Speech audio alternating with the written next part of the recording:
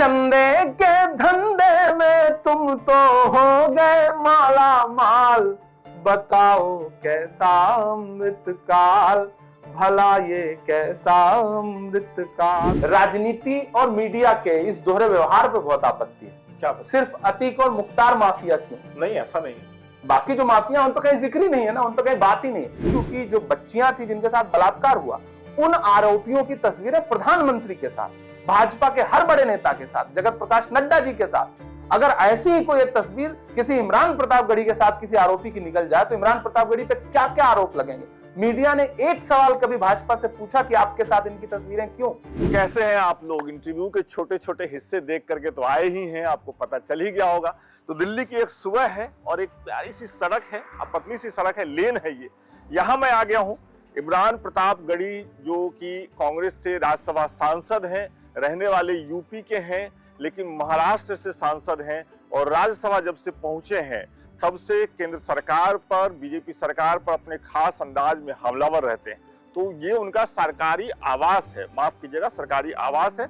और यहाँ हम सुबह सुबह पहुंचे हैं इमरान प्रतापगढ़ी जी से एक मुलाकात करने के लिए, उनसे समझने के लिए कि चुनाव के वक्त, आइए कैमरा लेकर के अंदर आइए, तो चलते चलते बात करते हैं। तो इमरान प्रतापगढ़ी जी के घर हम इसलिए आए हैं ताकि हम समझ सकें कि चुनाव के वक्त एक सांसद का रूटीन कैसा होता है, संसद की कार्यवाही जब चल रही होती है तब सांसद का जीवन कैसा होता है, उसकी रूटीन कैसी होती है। और कुछ सवाल ऐसे हैं जो कांग्रेस के राज्यसभा सांसद, देखिएगा सर बचाइएगा, राज्यसभा सांसद इमरान प्रतापगढ़ी से पूछे जाने चाहिए।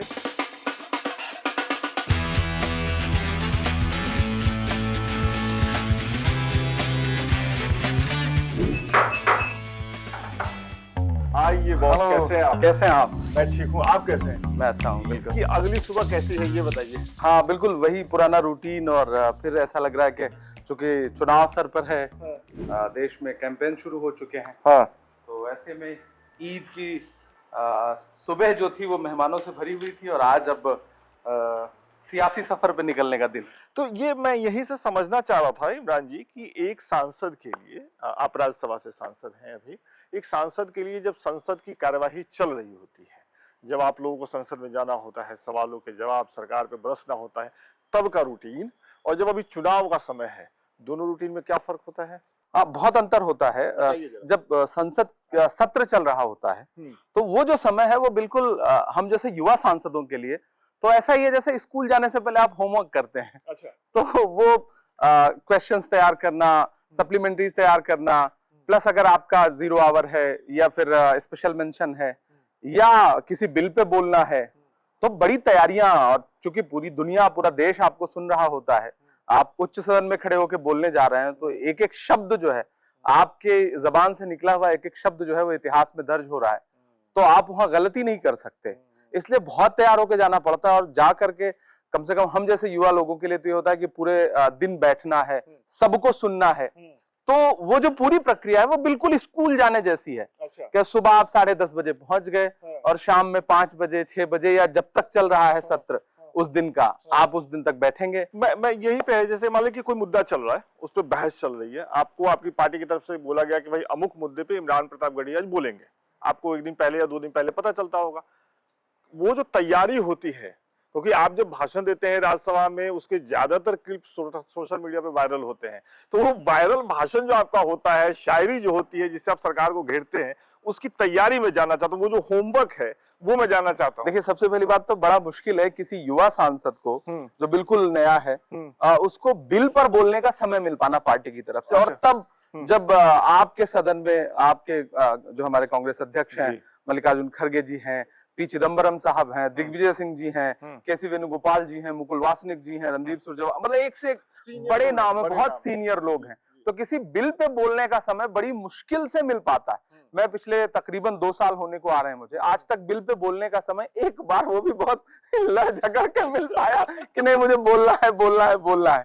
तो उसकी तैयारी के लिए फिर ये होता है कि आप कैसे बोल पाए, आपकी उपस्थिति कैसे दर्ज हो। तो फिर वो 0 आवर का जो समय है, स्पेशल मेंशन है, उस पे आपको अलग से मेहनत करनी पड़ती है। तो आप नोटिस ऑफिस जा करके बार बार 0 आवर लगाते हैं और लॉटरी से आपका नाम निकलता है। फिर वो जो 3 मिनट का समय मिलता है वो पूर्ण रूप से व्यक्तिगत आपका है। आप जो मुद्दा उठाना चाहते हैं उस पर उठाएं। और बिल के लिए जब समय मिलता है तो किसी युवा का नंबर तो मतलब फिर 2 दिन पहले नहीं बताया जाता। अच्छा, कोई नहीं है, कोई अनुपस्थित है तो चल अच्छा तुम बोल लो। अच्छा ऐसा होता है मुझे क्या? अभी तो इस बार जो बजट पे बोलने का मौका मिला तो इसी तरह मिला कि चलो अच्छा तुम बोल लो। अच्छा, तो फिर कैसे समझते हैं आप कि भाई ये 3 मिनट या 5 मिनट दरअसल वो एक बड़ा इम्तिहान है आपका। अच्छा। अब वो टेस्ट क्रिकेट की सांसद तरह के आप तौर पे। तैयार होकर के नहीं आ सकते। 2020 भी नहीं है, 10 ओवर का मैच है, बैटिंग कर सकते हो, चौके छक्के लगा सकते हो तो आओ मैदान। चूंकि मैं पिछले 1.5 साल से 0 आवर में बोलते बोलते इतना मतलब अभ्यस्त हो चुका हूँ, अच्छा, अच्छा। और चूंकि मैं मंच का आदमी था पहले से, तो मेरे लिए वो एक अच्छी चीज है कि मुझे बहुत झिझक नहीं होती। और आप 3 मिनट दे दें, 5 मिनट दे दें, 10 मिनट दे दें, 3 मिनट के भाषण को 10 मिनट कैसे करना है वो सब कर लेना वो पहले से है, वो ईश्वर प्रदत्त है। मणिपुर के मामले पे जब आप बोल रहे थे, आपने एक नज्म भी कुछ चीजें वहां पे सुनाई थी, वो लोगों के जहन में बहुत वो था। मैं उस पार्टिकुलर विषय पे थोड़ा सा जानना चाहता हूँ कि जब इमरान प्रतापगढ़ी को पता चला, जैसे भी जितने दिन भी पहले, या ये बोला गया कि कोई नहीं है तो बोल लो, मुझे नहीं पता वो सिस्टम कैसे काम करता है, मणिपुर पे बोलना नहीं, मणिपुर पे तो सरकार ने बोलने ही नहीं दिया, किसी को नहीं बोलने दिया, खुद प्रधानमंत्री जी ने एक शब्द नहीं बोला और ना विपक्ष को बोलने दिया, ना कोई चर्चा करवाई। हुआ ये कि मैं डेली 0 आवर लगाता था मणिपुर पे, बाकी सारे सांसद भी लगाते थे, कोशिश कर रहे थे कि शॉर्ट ड्यूरेशन नोटिस के तहत डिबेट हो जाए, अलग से चर्चा हो जाए। इतनी विभत्स घटना कि एक पूरी भीड़ जो है वो निर्वस्त्र करके महिलाओं को परेड करा रही हो। दुनिया की जो तस्वीरें हैं उसमें से सबसे शर्मनाक तस्वीरों में से एक थी वो। तो कोई समय मिलने का हम लोगों को समझ में आया कि कुछ नहीं मिलेगा, ऊपर से निलंबित जरूर कर दिए गए कुछ सांसद। जब निलंबित कर दिए गए तो उस दिन वहीं बैठे बैठे फिर मैंने कविता लिखी। अगर आप हाँ, वो कविता थी कि दर्द अपना किसे अब सुनाएं सुनो, जख्म अपना कहां हम दिखाएं सुनो, मैं मणिपुर हूं मेरी सदाएं सुनो, मतलब मेरी आवाज को सुना जाए।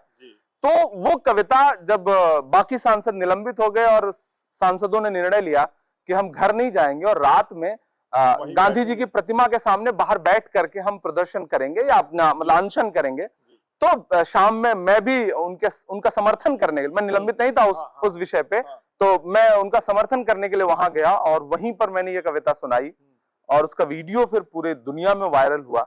और मणिपुर चूंकि हम सब के लिए बहुत संवेदना का विषय है, वो राजनीति से इतर हट के नारी अस्मिता और महिला सुरक्षा के लिए वो एक ऐसा विषय है जिसपे सरकार को बोलना चाहिए था। मुझे अफसोस है कि उसके बाद भी सरकार नहीं जागी। अच्छा, ये अब संसद की कार्यवाही और तमाम चीज से आते हैं, अभी चुनाव का मौसम है जैसे आपने खुद ही कहा, और मैं कहीं पढ़ रहा था, मुझे नहीं पता ये लिस्ट कैसे बनती है, लेकिन मैं कहीं पढ़ रहा था कि कांग्रेस की तरफ से जो तमाम नेताओं को बुलाया जा रहा है प्रचार में, राहुल गांधी, प्रियंका गांधी, उसके बाद इमरान प्रतापगढ़ी का भी नाम है उस लिस्ट में। वो लिस्ट बनती कैसे है, मीडिया में कैसे आती है ये लिस्ट? नहीं बताइए। नहीं, एक्चुअली वो तो घोषित होती है, बाकायदा जारी की जाती है, मांग ज्यादा मीडिया के लिए नहीं। अब एक्चुअली एक वार रूम है, हर पार्टी का एक वार रूम होता है। अच्छा। जहां पर रिक्वेस्ट आती है। अच्छा। तो कौन से नेता की कितनी रिक्वेस्ट आ रही है, किसको कहां प्रत्याशी बुलाना चाहते हैं, गठबंधन के प्रत्याशी भी बुलाना चाहते हैं, कुछ हम लोगों तक डायरेक्ट जो हम लोगों के परिचित हैं उनका डायरेक्ट फोन आ जाता है कि सर हमें आपकी सभा चाहिए, तो हम वार रूम को उनका नंबर शेयर कर देते हैं कि भाई आप तो बात उसी आधार पर अब जो यहाँ खोजी पत्रकारिता के लोग हैं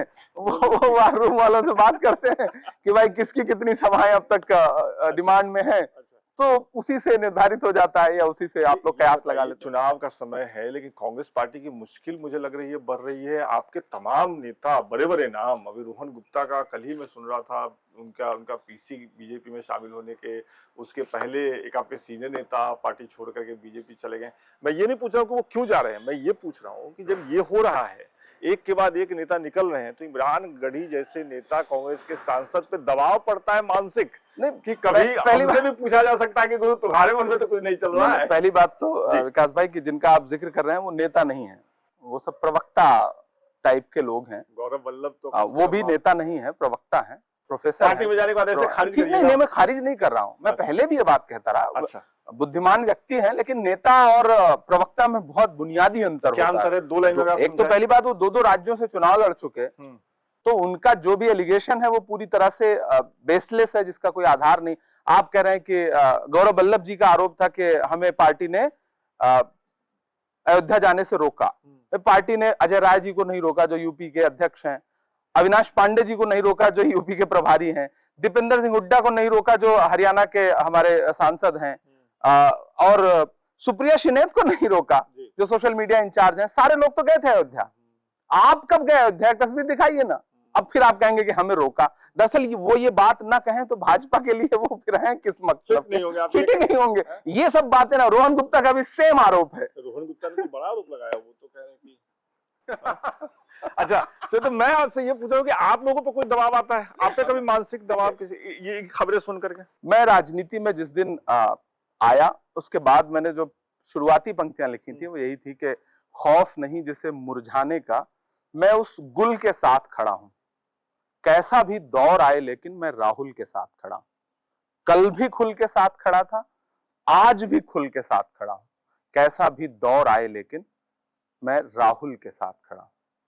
कोई दुनिया की कोई ताकत कम से कम मुझे, मैं पूरे देश के सामने कैमरे पे ये बात कह रहा हूं, मैं राहुल गांधी का सिपाही हूं, राहुल गांधी के साथ खड़ा हूं। सोच के बोलिएगा, बिल्कुल पार्टी छोड़ के जाते फिर यही क्लिप वायरल होता है। हम देखिए होता क्या ना कि हम राजनीति में आने के बाद भी नेता से ज्यादा अभी भी खुद को एक अच्छा इंसान बना करके बचा करके रखना चाहते हैं, एक साहित्यकार बचा के रखना चाहते हैं। और नेता झूठ बोल सकता है, शायर झूठ नहीं बोल सकता, आप ये कह रहे हैं। चलिए ये बताइए मुझे, आगे हम लोग चले और आगे तमाम बातें हों। आपने जिक्र किया और मैं कहीं पढ़ रहा था आपके राज्यसभा में आने की जो कहानी है, जो मैं पढ़ रहा था, एक शायर जिसने मंच पे तहलका मचा रखा था, जिसके मुशायरे में लोग भर भर के आ रहे थे, हर मुशायरे में वो राज्यसभा पहुंचता है, यूपी का रहने वाला है, महाराष्ट्र से पहुंचता है। कुछ लोग कहते हैं प्रियंका गांधी लेके आई, कुछ लोग कहते हैं भाई 1 साल पहले 2018 में मेरे ख्याल से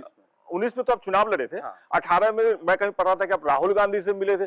क्या है कहानी, कौन लेकर के आया था ये बताइए इमरान प्रतापगढ़ी को, राहुल गांधी की प्रियंका गांधी या दोनों? नहीं देखिए, दोनों हमारे लिए, वो हमारे बड़े भाई हैं, वो हमारी बड़ी बहन है।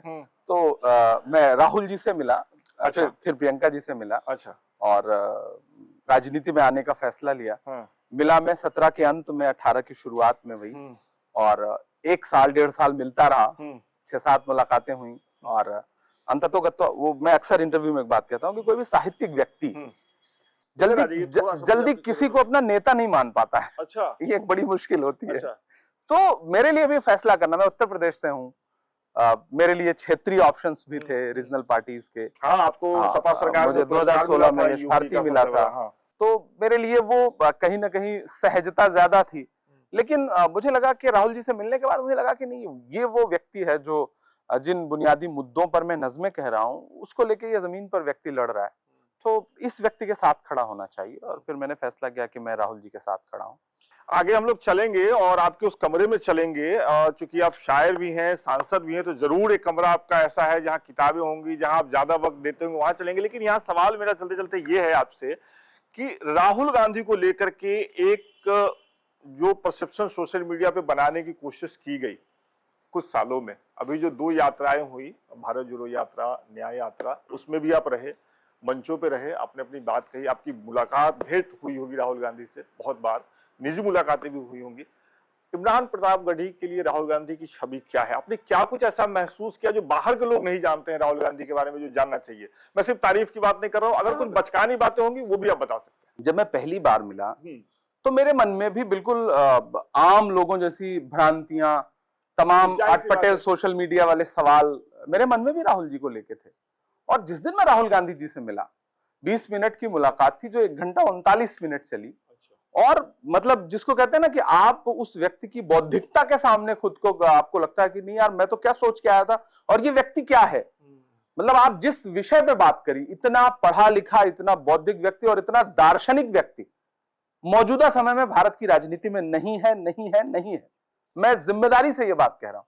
फिर क्यों चुनावी राजनीति में एक दिखता है कि राहुल दरअसल देखिए, राहुल गांधी एक ऐसे जिद्दी व्यक्ति का नाम है जो राजनीति के हिसाब से अपना चरित्र नहीं बदलना चाहते, वो अपने हिसाब से राजनीति का चरित्र बदलना चाहते हैं। ओके। और वो खुद ही बात कहते हैं कि एक बहुत मुश्किल लड़ाई, इस लड़ाई में हमारे साथ वो चलेंगे जो संविधान की मूल भावना को समझते हैं और स्वीकारते हैं।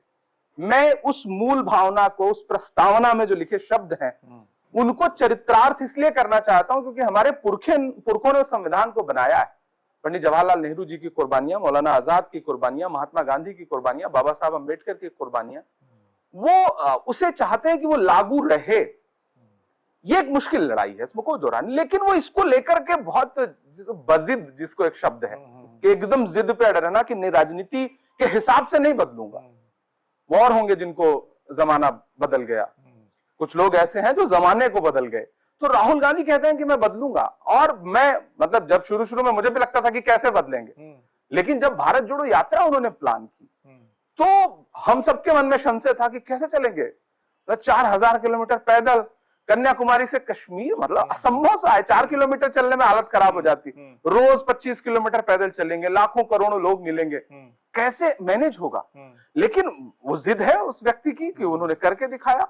और जब मैं शुरू में एक दो मुलाकात में मैंने उनसे ये बात कही थी कि जो राहुल गांधी इस कमरे के अंदर है, जो बातचीत में थोड़ा सा घूमते हैं, मुझे लगता है हाँ, इस तरफ हो जाते हैं, मुझे लगता है हमारे कैमरा के साथियों को पीछे बॉर्न हो रहा होगा। जी जी बिल्कुल, सॉरी। जो राहुल गांधी इस कमरे के अंदर हैं, काश इस राहुल गांधी से पूरा भारत मिल ले। कैसे मिलेगा वो? एक एक व्यक्ति मिल ले। तो उसके लिए देखिए मुझे खुशी है कि उन्होंने एक माध्यम निकाला। भारत जोड़ो यात्रा एक माध्यम थी, भारत जोड़ो न्याय यात्रा एक माध्यम है। उस राहुल गांधी के बारे में जिसके बारे में परसेप्शन था ना, वो यात्रा तो नरेंद्र मोदी जी कहते थे ना कि वो मतलब राजकुमार है, वो शहंशाह है, वो मतलब एसी कमरे में बैठने वाला व्यक्ति, कहते रहे। लेकिन वो मिथक टूटा या नहीं टूटा? आज तो नरेंद्र मोदी जी की बात और राहुल गांधी जी का व्यक्तित्व दोनों की तुलना करिए, आप तो पाएंगे कि नरेंद्र मोदी जी झूठे हैं। वो राहुल गांधी जिसके लिए आप कहते थे शहजादा है, राजकुमार है, वो व्यक्ति सड़कों की खाक छानता रहा, लाखों लोगों से मिलता रहा। और प्रधानमंत्री क्या करते रहे? 10 लाख का सूट पहन के 8,500 करोड़ के विमान में घूमते रहे। तो राजकुमार और शहजादा और शहंशाह कौन हुआ? एक टी शर्ट, एक ट्राउजर, एक जूता, जिसपे पूरी भाजपा जो है वो बहस करती रही पूरी भारत जोड़ो यात्रा के दौरान। तो राहुल गांधी के प्रति जो मिथक बनाए गए थे दशकों में, उसे राहुल गांधी की एक भारत जोड़ो यात्रा ने ऐसे तबाह कर दिया। हजारों करोड़ रुपया भारतीय जनता पार्टी का जो उनके खिलाफ इस्तेमाल किया गया था, उसको भरभरा के ढह गया ना वो पूरा नैरेटिव। आज एक ऐसा राहुल गांधी जो भविष्यवाणियां करता है, उसकी दूरंदेशी ऐसी है कि जो आज कह रहा है वो आने वाले 3 साल बाद होगा। मैं मतलब उदाहरण के तौर पे बात कर रहा हूं कि इसी इंडिया गेट पे प्रदर्शनी लगी थी अल्पसंख्यक मंत्रालय की, मुख्तार अब्बास नकवी उस समय मिनिस्टर थे। प्रधानमंत्री जी ने लिट्टी चोखा खाया और बिहार में इलेक्शन था चूंकि, तो उन्होंने बिहार को एड्रेस करने के लिए प्रतीकात्मक राजनीति करते हैं, लिट्टी चोखा खाती हुई तस्वीर पोस्ट की थी। और जिस दिन उन्होंने तस्वीर पोस्ट की थी उस दिन राहुल जी ने एक बयान दिया था कि कोरोना की सुनामी आने वाली है, देश तैयार नहीं है उसके लिए। और उसके बाद पूरी दुनिया ने देखा कि गंगा जी के किनारे किस तरह से लाशें बिछी पड़ी थी। तो ये जो दूरदर्शिता है, लेकिन सरकार का कहना ये है कि हमने तो वैक्सीन समय से बना लिया, विपक्ष के लोग जो है वैक्सीन, हाँ, और उसी वैक्सीन बनाने वाली कंपनी से चंदा भी ले लिया। इलेक्टोरल बॉन्ड की आप बात कर रहे हैं। हाँ, इलेक्टोरल बॉन्ड भी चंदा ही है ना, मतलब चंदा दो धंधा लो। ये नया आरोप है आप लोगों का? आरोप नहीं है, तो साबित हो चुका आरोप है। पूरा देश कह रहा है, बच्चा बच्चा कह रहा है कि इलेक्टोरल बॉन्ड के नाम पे जो उगाही हुई है, एक शब्द है हफ्ता वसूली, तो ये तो सीधे सीधे हफ्ता वसूली थी कि आपको वैक्सीन बनाने का ठेका मिल रहा है, अगले दिन आप चंदा दे रहे हैं। वो कंपनी जिसका ऑफिस देख लीजिए, आज भी मेरी स्क्रीन पे मोबाइल पे कहीं से वो दिखा था, जिसका ऑफिस है कि मतलब 10 लाख रुपए भी आपको लगे कि इस ऑफिस में तो 10 लाख रुपए का भी कारोबार नहीं हो रहा, वो सैकड़ों करोड़ रुपए का चंदा दे रहा है, हजारों करोड़ का, 1400 कुछ करोड़ रुपए का चंदा, जिसका प्रॉफिट 150 करोड़ है, वो 1000 करोड़ से ज्यादा का चंदा दे रहा है। कौन कहां से आ रहा है? लेकिन इस पे सवाल नहीं तो और क्या? बीजेपी के अलावा दूसरी पार्टियों को भी मिली है, कांग्रेस को भी मिली है, टीएमसी को भी मिली है, बाकी पार्टियों को नहीं मिल रहा है। चंदे सब पार्टियों को मिलते हैं। एक होता है जबरन वसूलना, एक होता है कि मतलब हाँ ठीक है स्वेच्छा से देना, और जेन्युइन लोग दे रहे हैं, उसमें कोई भ्रष्टाचारी व्यक्ति नहीं दे रहा है ना। कोई हमारी सरकार तो है नहीं, तो हम तो किसी को ठेका पट्टा और कॉन्ट्रैक्ट तो दे नहीं सकते। कॉन्ट्रैक्ट कौन दे सकता है? ईडी की रेड हम थोड़ी पढ़वा सकते हैं, इनकम टैक्स की रेट हम थोड़ी पढ़वा सकते हैं, सरकार पढ़वा सकते हैं। सरकार पढ़वा रही है, अगले 2 दिन बाद चंदा मिल रहा है। तो आप अपने बातचीत के सिलसिले को यहाँ आपके कमरे में, इस खूबसूरत कमरे में जहाँ आपने कहा कि आपकी किताबें हैं और जहाँ आप समय बिताते हैं, वहां बढ़ाते हैं जी। सबसे पहला सवाल मेरा ये है कि ये जो चुनाव है 2024 का, आप देश भर में जा रहे हैं अपनी पार्टी के लिए प्रचार करने, तमाम चीजें हैं, लेकिन इसको कैसे देखते हैं आप अपनी पार्टी के लिए भी और दूसरे हिसाब से भी? ये एक आम लोकसभा का चुनाव है जैसे हर 5 साल में होता है या कुछ अलग है? नहीं, ये बहुत अलग चुनाव है। और इस चुनाव को समझने के लिए आपको हालिया दिनों में भारतीय जनता पार्टी के कुछ प्रत्याशियों के और कुछ टिकट कटे सांसदों के बयान उठा के देखने पड़ेंगे। जैसे आपको अनंत हेगड़े का बयान उठाना पड़ेगा जिसमें वो कहते हैं कि हमें 400 सीटें दीजिए ताकि हम संविधान बदल सकें। आपको ज्योति मिर्धा जो उनकी प्रत्याशी हैं उनका बयान उठाना पड़ेगा, जो ये कह रही हैं कि आप हमें राज्यसभा में भी मजबूत करिए, हमारी ज्यादा सीटें आए ताकि हम संविधान बदल सकें। तो आप इससे भारतीय जनता पार्टी की मंशा का पता लगा सकते हैं। प्रधानमंत्री जी दरअसल जानते हैं कि चुनाव उनके हाथ में नहीं है इस बार का। तमाम प्रोपेगेंडा खड़ा कर, तमाम इवेंट बनाने के बाद भी पिछले कुछ महीनों में भाजपा के हाथ से यह चुनाव निकला हुआ है। जिस दिन से इंडिया अलायंस फॉर्म हुआ, भाजपा ने इंडिया अलायंस को बिखेरने के लिए, तोड़ने के लिए जितने जतन किए हैं, उससे पता चलता है कि वो कितना परेशान है इस चुनाव को लेकर के। और इसीलिए ये चुनाव आम चुनाव नहीं है, ये चुनाव संविधान को बचाने का चुनाव, ये चुनाव लोकतंत्र को बचाने का चुनाव है। हम इसे आम चुनाव की तरह नहीं लड़ रहे। नहीं, लेकिन ये सवाल यहाँ ये उठता है कि लोकतंत्र को बचाने के लिए है कैसे, मतलब लोकतंत्र खतरे में कैसे है? मैं वो आपसे समझना चाहता हूं। भारतीय जनता पार्टी के भारतीय नेताओं जनता पार्टी कह रही है कि हम तो भ्रष्टाचार के आरोपी जो लोग हैं, जो नेता हैं, उनको कानून के दायरे में ला रहे हैं। किसको? सवाल खड़ा होता है, उन्होंने शुभेंद्र अधिकारी को कानून के दायरे में लाए, वो मुकुल रॉय को कानून के दायरे में लाए, वो हेमंत विश्व शर्मा को कानून के दायरे में लाए, वो ये तमाम लोग जनार्दन रेड्डी के ऊपर दिया गया प्रधानमंत्री जी का बयान और उनके ऊपर जजों की टिप्पणियां, याद नहीं है? याद है ना? अभी ज्वाइन कराया गया उनको। आप पूर्व मुख्यमंत्री जो कर्नाटक के थे येदुरप्पा जी, उनको चलती सरकार से क्यों निकाल दिया था भारतीय जनता पार्टी ने? भ्रष्टाचार के आरोपों के तहत। विधानसभा में फर्श पर बैठी हुई उनकी जो तस्वीर है, वो कितनी शर्मनाक तस्वीर है। भाजपा कह रही कि हम कानून के दायरे में लाए। किसको कानून के दायरे में लाए? अजीत पवार पर दिया गया प्रधानमंत्री जी का बयान याद है आपको? 70,000 करोड़ का घोटाला। हसन मुशर्रफ पर दिया गया उनका बयान आपको याद है? महाराष्ट्र के नेताओं पर कितने करोड़ों का घोटाला। आज कहां है वो सब? आज वो भारतीय जनता पार्टी की वॉशिंग मशीन में धुल करके कमल छाप साबुन से बिल्कुल साफ सुथरे एकदम टिंच वो भाजपा की रैलियों की रौनक बढ़ा रहे हैं, सहयोगी हैं उनकी सरकारों के। तो भाजपा ये कह रही है कि हम भ्रष्टाचार के दायरे में ला रहे हैं। आपने एक आदिवासी मुख्यमंत्री को, हेमंत सोरेन को जेल भेज दिया, आपने अरविंद केजरीवाल को जेल भेज दिया। आपको विपक्ष में सिर्फ जेल भेजने के लिए विपक्ष के नेता मिलते हैं, आपके नेताओं पे एजेंसियां कार्रवाई कहां कर रही? तो एजेंसियों का दुरुपयोग ही तो लोकतंत्र को कुचलना है। हम अगर लोकतंत्र को बचाने की, आपको क्यों संविधान बदलना है? मेरा सवाल है भारतीय जनता पार्टी के नेताओं से कि आपको संविधान नहीं बदलना नहीं चाहते तो बोल क्यों रहे हैं? क्यों बोल रहे हैं? आप जो करना चाहते हैं वो आपकी भाषा में दिखाई पड़ता है ना, आप बोल क्यों रहे? आपके नेता अनंत हेगड़े आपके नेता हैं, आपने उन पर क्या कार्रवाई की? क्या बदलेंगे वो संविधान? वो बताएं ना, क्या बदलना? यही तो मैं पूछना चाहता हूं। आप लोग कह रहे हैं क्या बदलना चाहते हैं और क्यों बदलना चाहते हैं? भारत के संविधान में क्या कमी है? डॉक्टर बाबा साहब अंबेडकर के खून पसीने से लिखे गए संविधान में कमी क्या है जैसे भाजपा बदलना चाहती है?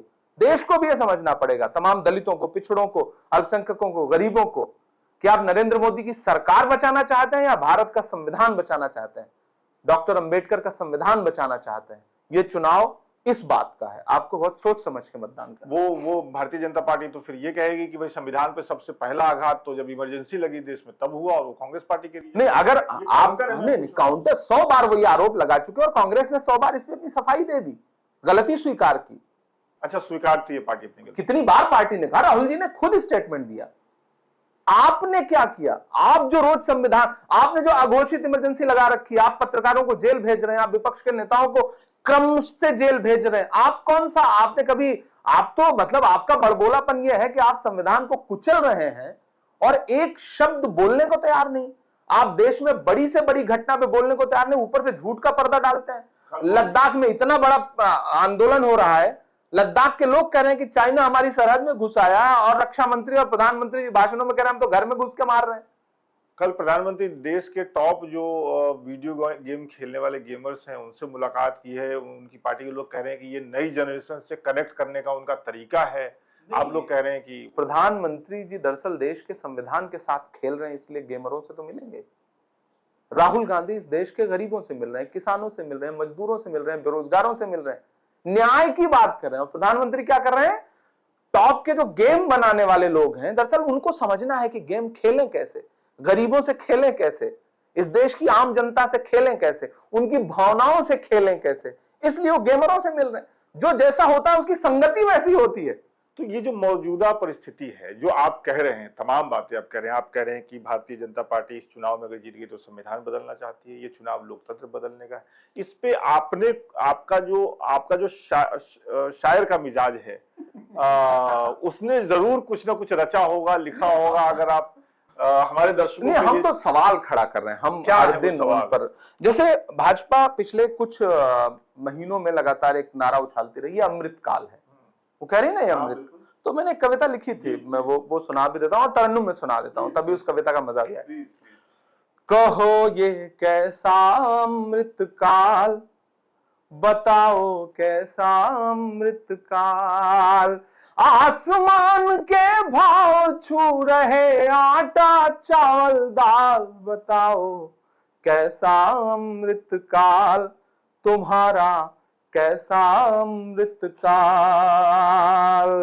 देख के भी सुना देता हूं इसको, तुम्हारा कैसा अमृतकाल, कि जिधर देखिए उसी तरफ है नफरत की तैयारी, नफरत का बाजार खोल कर बैठे हैं व्यापारी, नफरत का बाजार खोल कर बैठे हैं व्यापारी, तुमने जो चाहा कर डाला इसका गिला नहीं है, हमने विष ही विष पाया है अमृत मिला नहीं है, चंदे के धंधे में तुम तो हो गए माला माल, बताओ कैसा अमृतकाल, भला ये कैसा अमृतकाल। और अंतिम पंक्तियां कि फिल्में टैक्स फ्री करते हो, कफन पे है जीएसटी, सांसों पर पाबंदी है और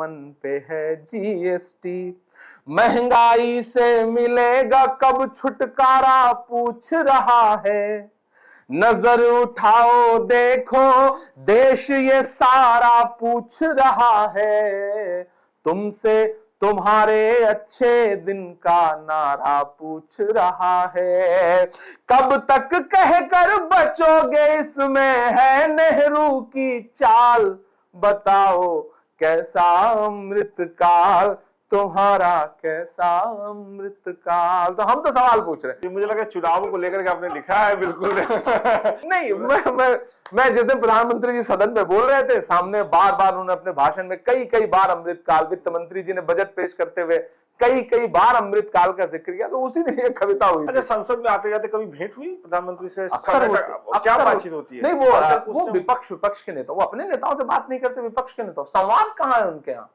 संवाद की तो भाजपा में परंपरा ही नहीं है ना। आमने सामने अगर आए तो कुछ बात, वो सामने आते हैं, किसी से कोई बात नहीं करते। मैंने तो उनको आज तक बस शायद ही किसी से बात करते देखा। वो आते हैं, जो नेता सदन है उनसे भाषण से संबंधित बात करते हैं, अपना भाषण देते हैं, ना तो किसी को सुनने की उनको आदत है, ना किसी से संवाद करने की आदत है। नई पार्लियामेंट में ले आए, जहां सेंट्रल हॉल भी खत्म हो गया, तो जो दोनों दलों के नेता आपस में बैठ के एक दूसरे से बातचीत कर लेते थे, वो परंपरा भी ना, उन्हें किसी से बात करना पसंद है, ना वो किसी और का भी आपस में बातचीत नहीं होने देना चाहते। इसीलिए उन्होंने, मुझे लगता है कि नई संसद बनवाई तो उसमें सेंट्रल हॉल का कॉन्सेप्ट ही नहीं रखा।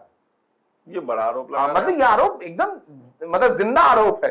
पुरानी संसद में दोनों सदनों में जाने का जो मतलब जो बीच में गलियारा है, समझ लो आप, वो आप बिना सेंट्रल हॉल हुए राज्यसभा में नहीं जा सकते, लोकसभा में आपको मतलब अगर दोनों सदनों में आना जाना है तो आपको जाना पड़ेगा। निकलेंगे तो एक ही जगह है जहां आप लंच या फिर कुछ नाश्ता या कुछ भी मतलब समय, आप सदन से निकल के 10 मिनट आप कुछ पढ़ना लिखना चाहते हैं तो आप वहां आके बैठते थे।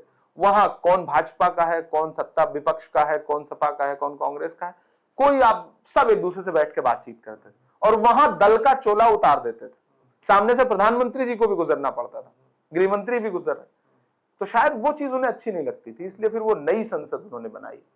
सेंट्रल विस्टा, जब पूरा देश कराह रहा था तो 20,000 करोड़ रुपए के प्रोजेक्ट के साथ सेंट्रल विस्टा बना, नई संसद बनी, जिसमें उद्घाटन पे उनके एक सांसद ने दानिश अली को, बसपा के जो पूर्व सांसद, मतलब बसपा के सांसद थे, अभी कांग्रेस के प्रत्याशी हैं, उनको वो गालियां दी संसद में खड़े होकर के, जो इस देश की चौराहों पे भी नहीं दी जा सकती। उनका टिकट कटा इस बार। टिकट तो मतलब ठीक है, टिकट उस वजह से कटा होता तो अच्छी बात थी, उस पर तो कोई कार्रवाई ही नहीं हुई।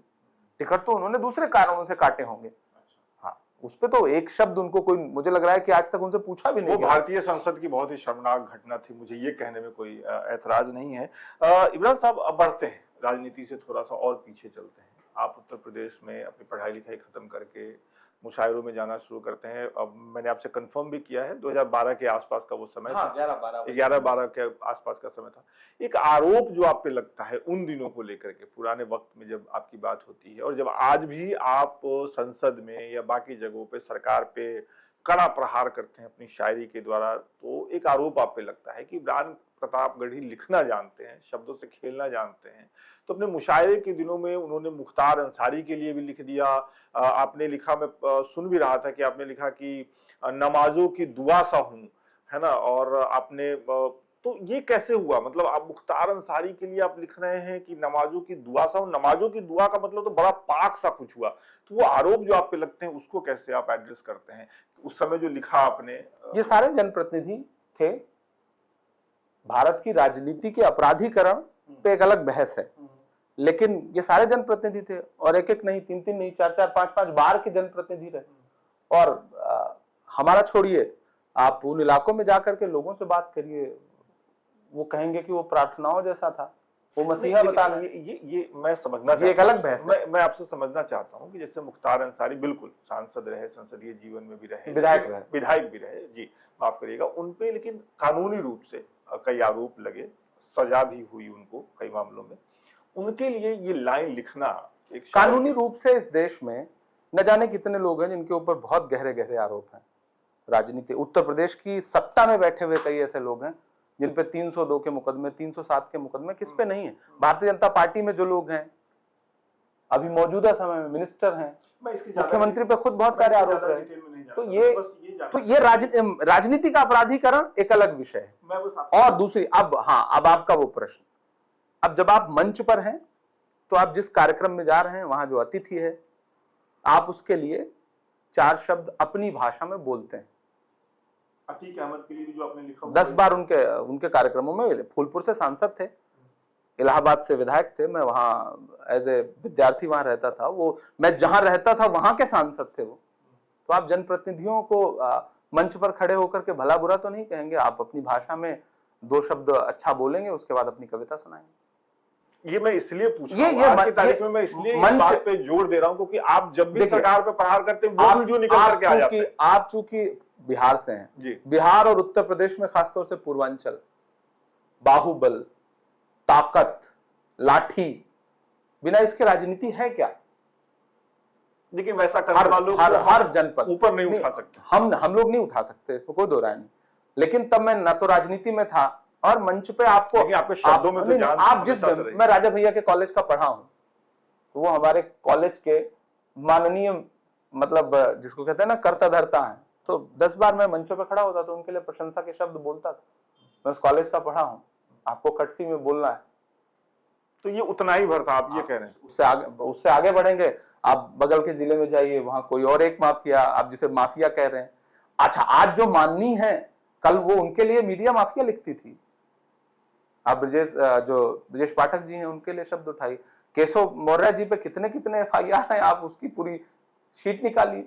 तो आज भारतीय जनता पार्टी के जो MLC हैं उत्तर प्रदेश में, ब्रजेश सिंह, चुलबुल सिंह, त्रिभुवन सिंह, मतलब आप जब भी बहस करिए तो मुझे राजनीति और मीडिया के इस दोहरे व्यवहार पे बहुत आपत्ति है। क्या सिर्फ अतीक और मुख्तार माफिया क्यों? नहीं, ऐसा नहीं है, बाकी जो माफिया उन पर कहीं जिक्र ही नहीं है ना, उन पर कहीं बात ही नहीं है। सत्ता अपने हिसाब से माफिया चुनती है और अपने हिसाब से माननीय चुनती है। मैं तो चाहता हूं कि राजनीति के अपराधीकरण पे बहस हो और जो माफिया है वो किसी भी धर्म, किसी भी जाति का हो, एज ए माफिया ट्रीट किया जाए। सत्ता बदलते ही माफिया बदल ना जाए, एक तरफा कार्रवाइयां ना हो रही है, देश देख रहा है। बाकी जो माफिया थे वो माननीय है, पुलिस उनके आगे बेदम है। अभी आपने देखा होगा कि किस तरह से BHU की जो बच्चियां थी जिनके साथ बलात्कार हुआ, उन आरोपियों की तस्वीरें प्रधानमंत्री के साथ, भाजपा के हर बड़े नेता के साथ, जगत प्रकाश नड्डा जी के साथ, अगर ऐसी ही कोई एक तस्वीर किसी इमरान प्रतापगढ़ी के साथ किसी आरोपी की निकल जाए तो इमरान प्रतापगढ़ी पे क्या क्या आरोप लगेंगे? मीडिया ने एक सवाल कभी भाजपा से पूछा कि आपके साथ इनकी तस्वीरें क्यों? कल जो पुलिस को पीटने वाले लोग बनारस में हैं, अगर वो आरोपी मुसलमान होते, दलित होते, पिछड़े होते, तो उनका घर अब तक गिर गया होता, बुलडोजर चल गया होता। लेकिन उनपे एफआईआर करने की, सही से जो असली आरोपी हैं उन पे एफआईआर करने का साहस नहीं जुट पा रहा है। आप ये कह रहे हैं धर्म देख के कुछ जगहों पे कार्रवाई हो रही है, कुछ जगहों पे मतलब व्यापक तौर पर हो रही है। धर्म देखकर, गरीबी देख करके, आप पिछड़े हैं, आप दलित हैं, तो आपके लिए पुलिस के डंडे में जो जोर है वो ज्यादा मजबूत है। बाकी सामंतवादियों के खिलाफ पुलिस एकदम नतमस्तक है। चलिए, मैं आपके शुरुआती दिनों में लौटता हूँ। ये आरोप मैंने आपसे इसलिए पूछा, जो आरोप मैंने बीच में, नहीं, मैं इसे आरोप नहीं मानता। ये आरोप किस बात का आरोप? आप मंच पर खड़े हैं, जो जनप्रतिनिधि बतौर मुख्य अतिथि बैठा है, आप उसके लिए 2 शब्द बोल रहे हैं। लेकिन नवाजों की दुआ, हम कह रहे हैं इसी देश की संसद में श्रद्धांजलि दी गई कि नहीं दी गई? जी, आप उस परंपरा को बंद कर देंगे? नहीं, मैं एक शायर से सवाल नहीं, मैं एक सांसद, मैं एक राजनीतिक व्यक्ति होकर जवाब दे रहा हूं। उस समय देश की संसद में श्रद्धांजलि दी गई या नहीं दी गई? बिल्कुल। तो उस परंपरा को तो नहीं बंद कर सकते आप। भारत का जो लोकतंत्र है, उस लोकतंत्र में जो जनप्रतिनिधि है वो तब तक जनप्रतिनिधि है, जाहिर सी बात है, जब तक उसके ऊपर कोई आरोप सिद्ध नहीं हुआ, सजा नहीं हुई, तब तक वो जनप्रतिनिधि है। ये मैं उन्हीं दिनों ये कविता लिख रहा था जब वो जनप्रतिनिधि थे, और मैं उनके लिए मंच पे कविता पढ़ने, मतलब उनका कार्यक्रम था जहां वो मुख्य अतिथि थे, तो आप कैसे मना कर सकते हैं? चलिए, छोड़िए, इस टॉपिक से आगे बढ़ते हैं, क्योंकि मुझे पूछना था, मैंने पूछा, नहीं, मैंने जवाब दिया बाकी से। बिल्कुल, उसमें कहीं दो राय नहीं। मैं ये पूछा, जब पहली बार आप मंच पे चढ़े होंगे, हाँ, और सामने भीड़, बिल्कुल उम्र भी बहुत कम रही होगी, क्या आया था सामने? हम लोग तो छोटे छोटे मंचों पे जाते हैं, नजरें चौधिया जाती हैं। एक्चुअली मैं जो स्कूल टाइम था उस टाइम से, मतलब मैं जो सांस्कृतिक कार्यक्रम होते थे विद्यालय के, उसमें पार्टिसिपेट करता था। तो मुझे लगता है मैं 4th में था, 4थी क्लास में था। अच्छा। तब पहली बार मैंने वो 15 अगस्त के दिन एक कविता सुनाई थी, किसी की याद करके। तो टांगे से मुझे आज भी हल्का हल्का याद है, वो बहुत बचपन की बात है। तो वो पैर कांप रहा था, और उस दिन किसी ने शायद 5 रुपए पुरस्कार दिया था, किसी शिक्षक ने। और उस दिन से जो, मतलब दिन प्रतिदिन मंच, मतलब हमारे लिए वो मंच भी उतना ही था, और आज जब लाखों की भीड़ में खड़े होते हैं तो वो मंच भी वैसा ही है। वो ज्यादा अच्छे और मुश्किल दिन थे अच्छे और मुश्किल दोनों। धीरे धीरे अभ्यस्त होते चले गए। तो मंच पे, कवि सम्मेलनों के मुख्य मंचों पे आने के बाद मुझे बहुत झिझक या बहुत परेशानी इसलिए नहीं हुई, क्योंकि बचपन से, मतलब मैं मंच को फेस करता हुआ आ रहा था। डिबेट कंपटीशन में, मैं वाद विवाद प्रतियोगिता में कई बार, मतलब नेशनल लेवल पे मुझे पुरस्कार मिले, कविता प्रतियोगिताओं में पुरस्कार मिला। तो यूनिवर्सिटी में आ गया, जब इलाहाबाद यूनिवर्सिटी में, तो बड़ा कैनवस हो गया।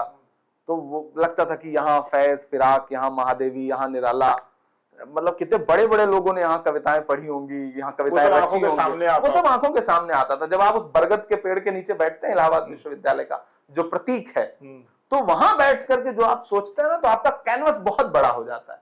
फिर वो जो आपको आत्मबल देता है, वो जो हौसला देता है ना, वो फिर आप दुनिया के किसी मंच पे खड़े हो जाए। सारे मंच छोटे लगते हैं। दुनिया के किसी भी देश में गया, तो वहां खड़ा हुआ तो फिर लगा कि नहीं, ठीक है यार, वो बरगद के पेड़ के नीचे, वो बरगद के पेड़, वो इलाहाबाद का सीनेट हॉल, वो उसके आगे सब मतलब छोटे हैं। और फिर आप जब संसद आते हैं, मैं पार्लियामेंट में खड़ा हुआ, जो मैंने पहली स्पीच की, तो इलाहाबाद विश्वविद्यालय में छात्रवृत्ति को लेके 90 दिन से आंदोलन चल रहा था। 400%, 300% फीस बढ़ा दी गई। वो मैंने पहला भाषण किया। तो पहला भाषण मैंने इलाहाबाद विश्वविद्यालय के छात्रों के लिए किया। तो मतलब मुझे, जब यहां मैं खड़ा था, तो मुझे लग रहा था मैं वो जो बरगद के पेड़ के नीचे खड़ा हूं, मैं छात्र संघ भवन पे खड़ा हूं, मैं वहां भाषण दे रहा हूं। तो वो जो जज्बा है ना, इलाहाबाद आपको बहुत कुछ सिखाता है, मतलब एक अलग शेप देता है आपको। तो अभी बातचीत में आप इलाहाबाद का जिक्र कर रहे थे, मैं आपकी आंखों की चमक को महसूस कर रहा था जब आप वो बरगद के पेड़ का जिक्र कर रहे थे। मैं आपसे जानना चाहता हूं कि इलाहाबाद शहर को अगर इमरान प्रतापगढ़ी अपने शब्दों में उसकी व्याख्या करें, तो क्या व्याख्या होगी? देखिए, इलाहाबाद मेरे लिए बहुत, मतलब अलग अलग यादों का शहर है। जैसे इलाहाबाद को पहली बार मैंने समझा जब गुनाहों का देवता पढ़ा, तो धर्मवीर भारती जी की जो गुनाहों का देवता पढ़ा और रोया, उस प्रेम, हाँ, कौन नहीं रोता। मतलब जब मुझे लगता है कि मुझे, मतलब अब रोना चाहिए, मुझे भावुक होना चाहिए, मेरी आंखें सूखी हुई हैं, तो मैं कोशिश करता हूं कि मैं गुनाहों का देवता एक बार फिर से पढूं। अब तक न जाने कितनी बार पढ़ा होगा उस उपन्यास को। तो वो अद्भुत है। तो इलाहाबाद का हर चौराहा, हर नुक्कड़, हर गली, हर रोड जो है, आप धर्मवीर भारती के उपन्यास में पहले समझते हैं, उसके बाद उसे प्रैक्टिकली देखते हैं। तो मेरे लिए एक इलाहाबाद वो इलाहाबाद है। एक इलाहाबाद विश्वविद्यालय की यादों के साथ है, जहां बुशर्ट पहन के, मतलब शर्ट नहीं, बुशर्ट पहन के यूनिवर्सिटी आए थे। अच्छा। जेब में पैसे नहीं थे, मतलब कुछ भी 5 रुपए 10 रुपए हुआ करते थे। तो वो एक इलाहाबाद है जहां आपने खुद को बनते हुए महसूस किया है। आपका पहनावा, आपकी बोलचाल, खड़ी हिंदी बोलने में जो झिझक थी वो इलाहाबाद आके टूटी। हम तो अवध के लोग हैं, ग्रामीण अंचल के लोग हैं, अवधी बोलने वाले लोग थे, तो वो टूटी आकर के इलाहाबाद। तो एक इलाहाबाद वो है, एक इलाहाबाद संगम का इलाहाबाद है। तो एक इलाहाबाद है महादेव वर्मा जी, वो जो तिलेरगंज आगे निकलिए तो महादेव वर्मा जी का जहां रहना होता था, उसके बगल में शमशान घाट है। तो साहित्यकार हो या जो भी आपके चिर परिचित, अगर कभी कोई किसी का देहांत हुआ तो आप वहां जा रहे हैं और सामने गंगा जी हैं और इस तरफ जो है चिता जल रही है। एक इलाहाबाद वो इलाहाबाद है। तो ये समग्र रूप से इलाहाबाद जो बनता है, कॉफी हाउस है सिविल लाइंस का, तो इन तमाम चीजों से मिलकर जो एक इलाहाबाद बनता है, उसे फिलहाल एक कविता में तो ढाला ही नहीं जा सकता। अच्छा। टुकड़ों टुकड़ों में। मैं देश भर में हमेशा एक कविता पढ़ता रहा हूं कि चाक है जिगर फिर भी आए हैं रफू करके, जाएंगे हकीकत से तुमको रूबरू करके, प्यार की बड़ी इससे और मिसाल क्या होगी, हम नमाज पढ़ते हैं गंगा में वजू करके। तो एक इलाहाबाद मैंने इन रूपों में देखा है कि हम, मतलब संगम में जब कुंभ का मेला लगा है तो हम तमाम मित्र यार, उसमें कौन हिंदू कौन मुसलमान किसी को पता भी नहीं, कभी किसी के ख्याल में भी नहीं आता था। हम कुंभ घूमने जा रहे हैं और वहां कभी बगल में नैनी में मस्जिद है, वहां से अजान की आवाज आ रही है, इधर से शंख बज रहे हैं, आरती हो रही है, और हमारा अगर कभी वहां नमाज पढ़ने का मन हुआ तो उसी किसी आश्रम में किसी मित्र से हुआ कि यार हम नमाज पढ़ लेते हैं, तो कभी किसी ने ये नहीं कहा कि यार यहां तुम नमाज कैसे पढ़ सकते हो। जी जी। वो जो इलाहाबाद है, असल इलाहाबाद वही है। और उस इलाहाबाद की उस पूरी तहजीब को, संस्कृति को, जो अकबर का बनाया हुआ किला सामने संगम के सामने है, उनकी दीवारें जो कहानियां कह रही हैं, आप उसे बदल नहीं सकते, आप उसे मिटा नहीं सकते, कितनी भी कोशिश कर ले इस दौर की सियासत। गंगा जमुनी जो तहजीब है भारत की, मतलब गंगा जमुना का संगम हो रहा है, अदृश्य सरस्वती उपज रही है, और पूरे देश में भाईचारे और एकता के लिए एक शब्द इस्तेमाल हो रहा है, गंगा जमुनी तहजीब। तो वो इलाहाबाद से निकल रहा है, तो आप उसे बदल नहीं सकते। मेरे लिए वो इलाहाबाद इलाहाबाद। चलिए, यहाँ से जैसे मैंने आपने जिक्र किया, इससे पहले जो मैं सबसे पहले मेरा सवाल था कि पहली बार आप मंच पे पहुंचे, आपने उसके बारे में बताया, अपना अनुभव बताया। मैं कहीं पढ़ रहा था कि मदरसा आपकी नज्म थी जिससे आपको ख्याति मिली पहली बार। हाँ। वो नज्म मैं आगे आपसे सुनने के लिए रिक्वेस्ट करूंगा। उस नज्म से मैं चाहता हूं कि इस बातचीत को हम खत्म करेंगे एक अच्छे नोट पे, लेकिन उस नज्म के लिखने की कहानी, मतलब वो नज्म जब लिखी गई, जब आई आपके दिमाग में, कैसे क्या हुआ, उसकी कहानी। हाँ, वो बड़ा, मतलब जैसे होता है ना कि बड़ा शानदार अनुभव है। मैं चूंकि मैंने कहा ना मैं हिंदी साहित्य से था, तो मैं हिंदी के कवि सम्मेलन खूब पढ़ता था, अच्छा मानदेय था, देश का हर बड़े कवि के साथ यात्राएं कर रहा था।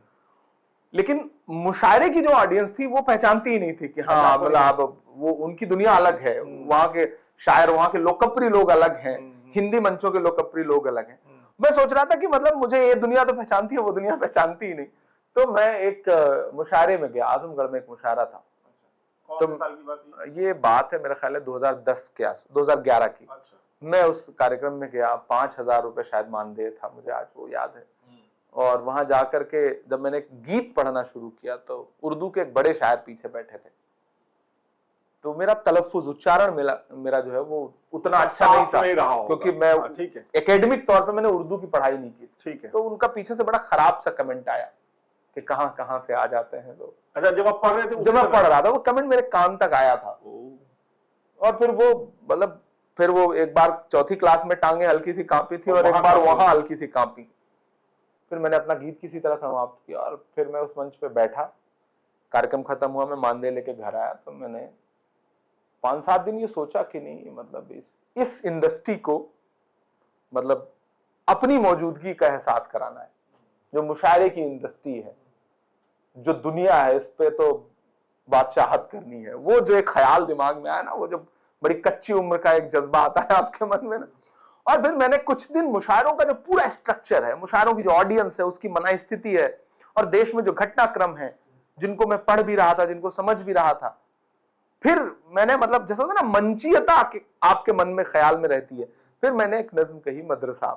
वो दौर वो था जब मदरसे एजेंसियों के टारगेट पर थे। देश में कहीं भी कुछ हो रहा है, किसी को उठाओ, एक स्केच बनाओ, उसको एक टोपी पहनाओ, नीचे से दाढ़ी लगाओ, और नाम घोषित कर दो, आज 10 साल बाद 8 साल बाद वो बेगुनाह बरी हो रहे हैं, कोई पूछने वाला नहीं। उस दिन फ्रंट पेज पे खबर छप रही है कि फला से फला जगह का आतंकवादी पकड़ा गया, और 8 साल 10 साल बाद आज जब वही बेगुनाह बरी हो रहा है तो किसी कॉलम में 12वें पेज पे इतनी सी खबर आती है कि आतंकवादी बाइज्जत बरी, तब भी आतंकवादी ही लिखा जा रहा है।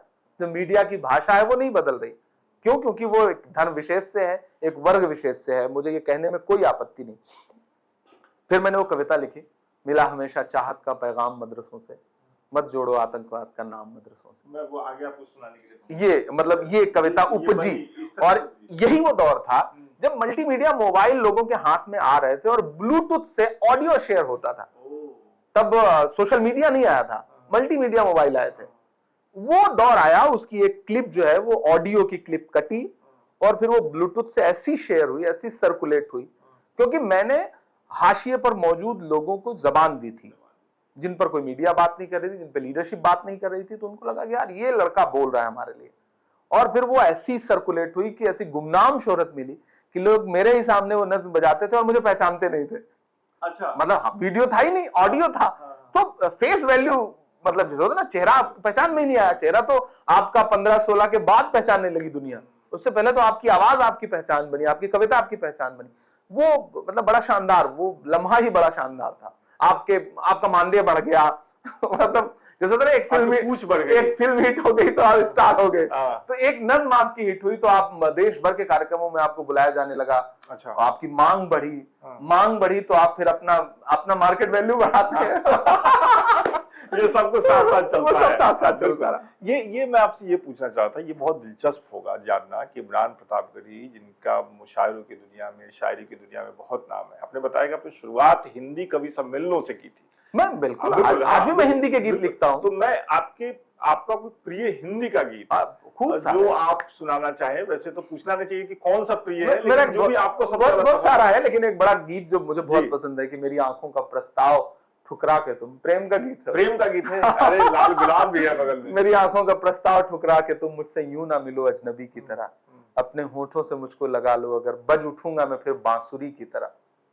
इसको सुर भी दिया क्या? हाँ, मतलब वहां तो आपको पढ़ना ही पड़ता है, थोड़ा सा अगर आप चाहें। मेरी आंखों का प्रस्ताव ठुकरा के तुम मुझसे यूं ना मिलो अजनबी की तरह, अपने होठों से मुझको लगा लो, अगर बज उठूंगा मैं फिर बांसुरी की तरह, मेरी आंखों का। उसी में एक पंक्तियां भी थी कि धूप से रूप तेरा बचाऊंगा मैं, धूप से रूप तेरा बचाऊंगा मैं, सर पे रख लो मुझे ओढ़नी की तरह। तो वो उन दिनों का गीत था। ये बहुत खूबसूरत है, अच्छा गीत है, मुझे बहुत पसंद है। गुनगुनाते मंचों पे भी बहुत सुना जाता है। आप अकेले तन्हाई में तो आप तन्हाई में, बट तन्हाई में मैं कोशिश करता हूँ कि मतलब खुद की कविताओं से ज्यादा मुझे जिन शायरों को जो मैं पसंद करता हूँ उनको गुनगुनाना, वो कुछ अगर मतलब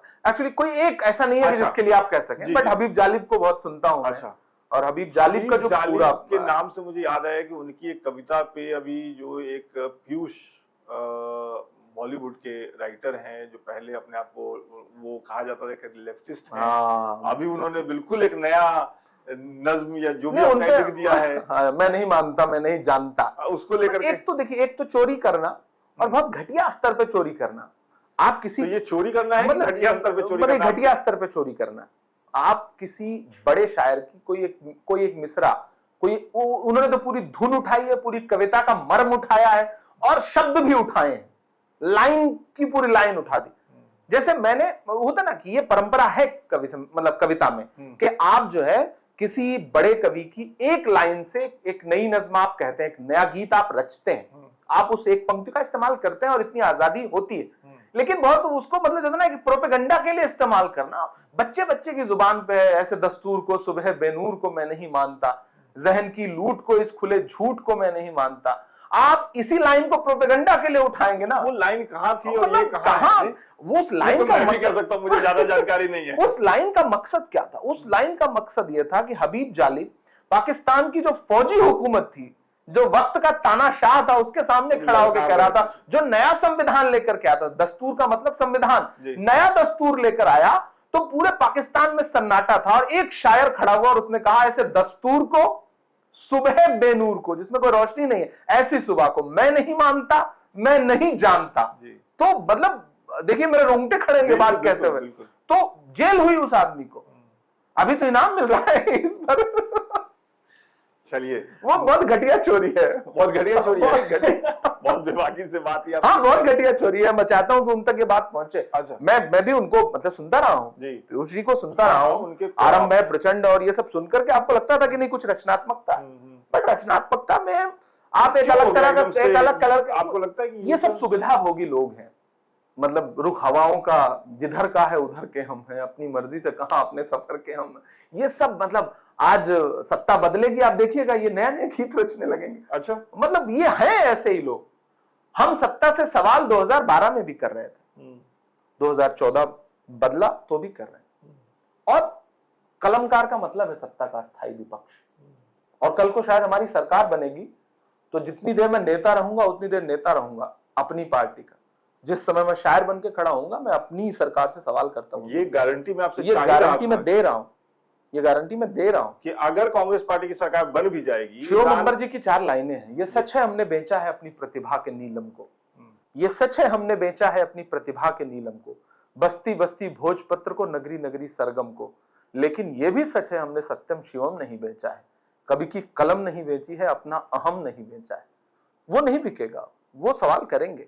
और इतना डर तो, आग को पानी का डर बना रहना चाहिए। राजनीति को, मतलब कलमकारों का, लेखकों का, पत्रकारों का, शायरों का डर बना रहना चाहिए। हमने वो डर खत्म कर दिया, पत्रकारिता ने वो डर खत्म कर दिया।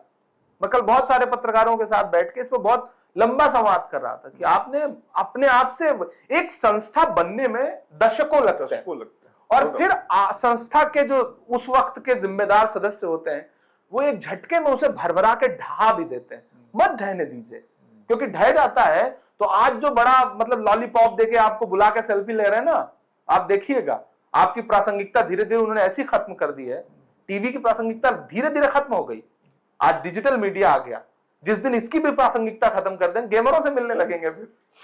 चलिए, इस नोट पे हम लोग बातचीत के आखिरी दौर में है। अब यहाँ मैं आपसे चाहता हूँ कि जो आपकी पहली नज्म थी, जिसने आपको ख्याति दिलाई, जिसके बारे में आप बता रहे थे थोड़ी देर पहले कि ऑडियो वायरल हुआ, वायरल शब्द आने से पहले वायरल हुआ। ये अच्छी बात है। और आप ही के सामने वो ऑडियो बजता था, लोग आपके चेहरा नहीं पहचानते थे। वो नज्म हमारे दर्शकों को आप सुनाइए, और वो नज्म जहां आप खत्म करेंगे, मुझे लगता है, मैंने वो सुनी नहीं है, माफ करिएगा, तो मुझे लगता है उसके बाद मुझे बोलने की जरूरत है, वो इंटरव्यू वहीं खत्म हो जाएगा। जी देखिए, मेरा हमेशा से मैंने प्रतीकात्मक तौर पे एक ऐसी नज़्में कहनी शुरू की जो मेरी लोकप्रियता, इसको मैं मानता हूं कि मैं लोगों के दिलों में इसलिए उतरा कि मैं उस पीड़ा को खुद महसूस करता था और कोशिश करता था कि मैं जब बोलूं, जैसे इस बीच मेरी एक नज्म बहुत लोकप्रिय है, लाल किला।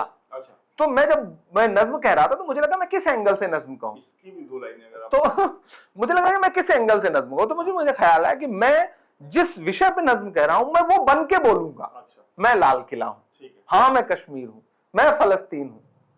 जब मैं किसानों पे नज्म कह रहा हूं तो मैं किसान बन के बोलूंगा। अच्छा, मैं जी रहा हूं उन चीजों को, मैंने मतलब धान लगाए हैं अपने हाथ से, मैंने गेहूं की सिंचाई की है, तो मैं आया हूं उस पृष्ठभूमि। राहुल जी का परसों वीडियो वायरल हुआ, इसमें महुआ बीनने वाली मतलब आदिवासी महिलाओं से मिले।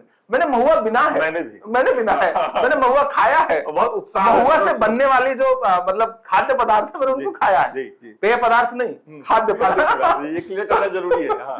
तो मैं उस पृष्ठभूमि का हूं, तो इसलिए वो मजा आता है। वो नज्म आपको सुना देता हूं कि मिला हमेशा चाहत का पैगाम मदरसों से।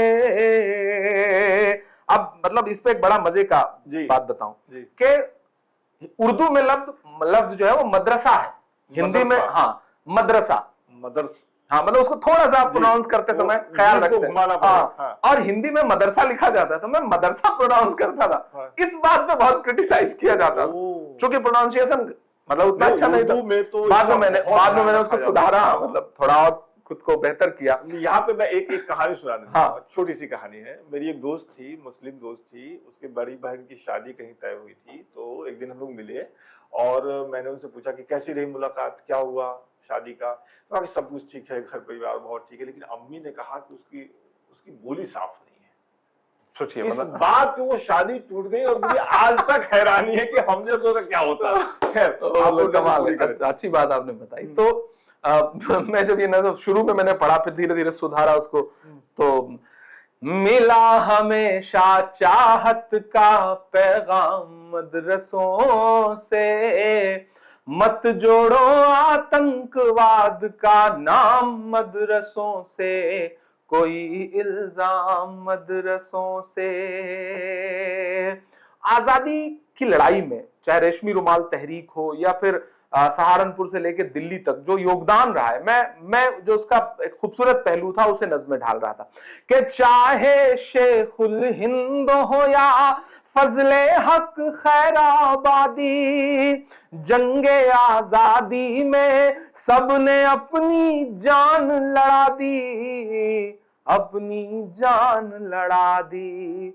मिला हमें आजादी का इनाम मदरसों से, मत जोड़ो आतंकवाद का नाम मदरसों से, कोई इल्जाम मदरसों से। और मीडिया प्रोपेगेंडा बनाती ना, ये मिला ये मिला। मैंने देखा अपनी आंख से कि वजू के लोटे कुछ कुरान और टूटी हुई चटाई, वजू के लोटे कुछ कुरान और टूटी हुई चटाई, जिसे देखना है वो आकर देखे ये सच्चाई, देखे ये सच्चाई। निकले जाकिर फखरुद्दीन कलाम मदरसों से, मत जोड़ो आतंकवाद का नाम मदरसों से, कोई इल्जाम मदरसों से। लंबी नज्म है, लेकिन ये वो नज्म थी जिसने पूरे देश में मुझे लोकप्रिय किया, और मैं मानता हूं कि इमरान प्रतापगढ़ी बनने में इस नज्म का बड़ा योगदान। बहुत बहुत शुक्रिया इतनी प्यारी सुबह के लिए, इतनी अच्छी बातचीत के लिए, और एक बार फिर से बहुत हमें भी बहुत अच्छा लगा विकास जी आपसे बात करके, और बड़ी आपने मतलब आम जो आजकल के एंकर हैं उनसे अलग हटके एक अच्छा इंटरव्यू किया। बधाई आपको, शुभकामनाएं भविष्य के लिए। Thank you.